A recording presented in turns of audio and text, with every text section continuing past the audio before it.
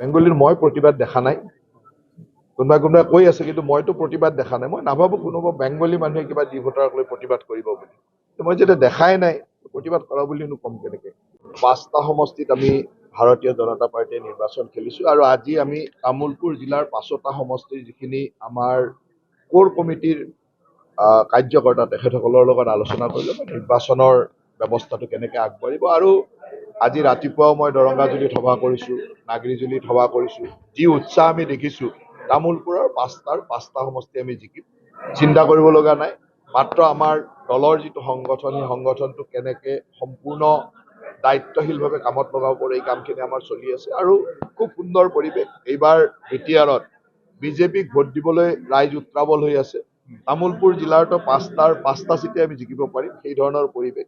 আৰু মই আশা ৰাখিছো যে তামুলপুৰবাসী ৰাইজে আমাক আশীৰ্বাদ দিব, বিটিআৰবাসী ৰাইজে আশীৰ্বাদ দিব, যাতে বিটিআৰত শান্তি প্ৰতিষ্ঠা, বিটিআৰত সমন্বয় প্ৰতিষ্ঠা, আৰু বিটিআৰত থকা প্ৰতিটো জনগোষ্ঠীৰ সমান অধিকাৰ, প্ৰতিটো জনগোষ্ঠীয়ে প্ৰথম শ্ৰেণীক নাগৰিক হোৱাৰ যিটো ব্যৱস্থা, এই ব্যৱস্থাটোৰ স্বাৰ্থতে ভাৰতীয় জনতা পাৰ্টীক সকলোৱে ভোট দিব, আৰু ভাৰতীয় জনতা পাৰ্টীৰ নেতৃত্বত সুন্দৰভাৱে বিটিআৰখনক আগবঢ়াই নিয়াৰ চেষ্টা কৰিব। বাঙালীসকলে ভোট বৰ্জন কৰিম বুলি কৈছে। ডি ভোটাৰ সমস্যাটো তেওঁলোকে কৈছে যে বিজেপি ডি ভোটাৰে নাই, সমস্যা ক'ত? মইতো এই কথাটোৱে বুজি পোৱা নাই যে ডি ভোটাৰ শব্দটো ক'ৰ পৰা আহিল। ডি ভোটাৰ আছে ক'ত? ডি ভোটাৰ নাথাকা ঠাইত ডি ভোটাৰৰ কিবা সমস্যা থাকিব পাৰে। এয়া হ'ল নিৰ্বাচন আহিলে যিসকলে বঙালী মানুহৰ কাৰণে একো কৰিব পৰা নাই, যোৱা 5টা বছৰত একো নকৰিলে, বা তাৰ আগৰ দিনতো যিসকলে একো নকৰিলে, সেই মানুহবিলাকে এই সমস্যাবিলাকক ইছ্যু বনাবলৈ চেষ্টা কৰে। ইয়াত ডি ভোটাৰে নাই, সমস্যা ক'ৰ পৰা আছে? কা আহিলে, তাৰপিছত মানুহে আবেদন কৰিলে 12জনে, নাগৰিকত্ব পালে 3জনে। গতিকে ইয়াত নাগৰিকত্বলৈ সমস্যা ক'ত আছে? সমস্যাই নাই। গতিকে ডি ভোটাৰ ক'ৰ পৰা আহিলে?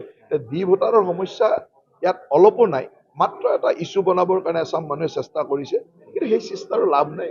বঙালী মানুহে খুব ভালকৈ জানে, কোচ ৰাজবংশী মানুহে ভালকৈ জানে যে বিজেপি দলে তেওঁলোকৰ কাৰণে কি কাম কৰে। গতিকে সেইকাৰণে মই নাভাবো এইবিলাক এটা চামৰ অপচেষ্টা বা বৃথা চেষ্টা।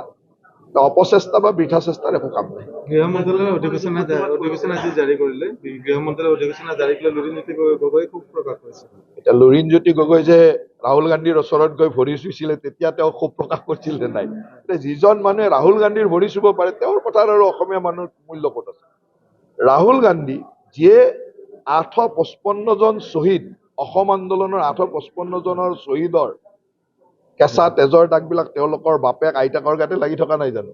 সেই মানুহজনক লগ কৰাৰ পিছত আৰু লুৰিণজ্যোতি গগৈ কিবা জাতীয়তাবাদৰ কথা কৈ লাভ আছে নেকি?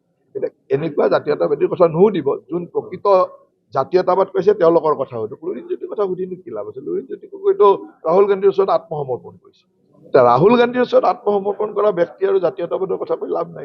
তেওঁলোকৰ মাজত এটা ইছ্যু বনাবৰ কাৰণে কেইজনমান মানুহে চেষ্টা কৰি আছে, আৰু সেই চেষ্টাটো যে এটা বৃথা চেষ্টা, এইটো আপোনালোকে দেখি আছে।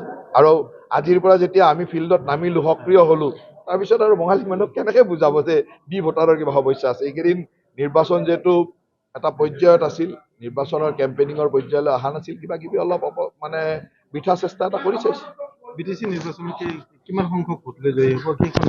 বিটিচি নিৰ্বাচনত আমাৰ যি লক্ষ্য, আমি প্ৰথমতে চাইছিলো যে আমি কোন কোন সমষ্টিত জিকিব পাৰো।